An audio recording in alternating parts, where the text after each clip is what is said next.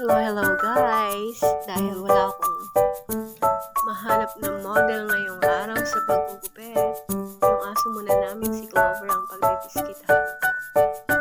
Hindi naman ako barbero talaga ng mga dog, pero itatry ko lang kaysa magpagupit ako sa gupitan ng mga dog. Mahal din yun, kaya trinay ko kung kaya ko siya gupitan. As usual, malikot siya. Kaya dahan-dahan lang ako.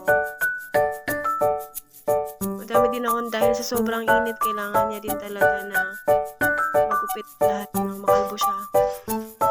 Para hindi siya dapuan ng garap, or kung dapuan man siya, madali lang makikita. Tulad niyan, habang ginugupitan ko siya, marami ako nakikita yung maliliit. Hindi ko alam kung garapata ba yun o ano, pero tinatanggal ko siya.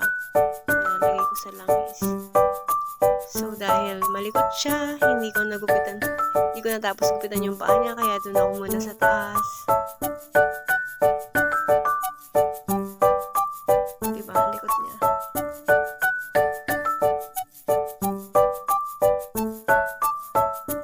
Malikot siya, tsaka medyo mapurol din yung nabili kong gunting, kaya medyo hirap din akong gupitin yung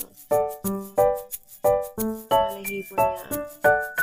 So, ayun, habang hindi siya malikot, trinay ko ulit gupitan yung kanyang paa.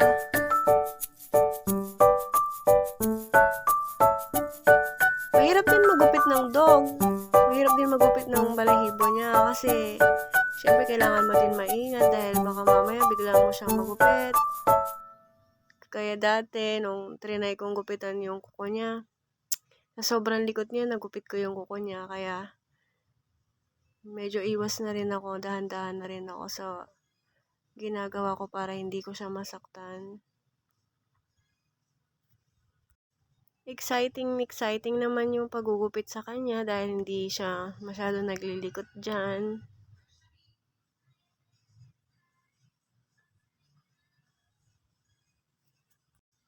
O, diba? Ang tahimik niya. So, ayan. Doon na naman ako ulit sa katawan niya kasi tumayo siya. Naglikot-likot na naman siya. Masaya din magupit, ha? Kaso nga lang nakakangalay ng leeg. Lalo na masyado siyang marikot.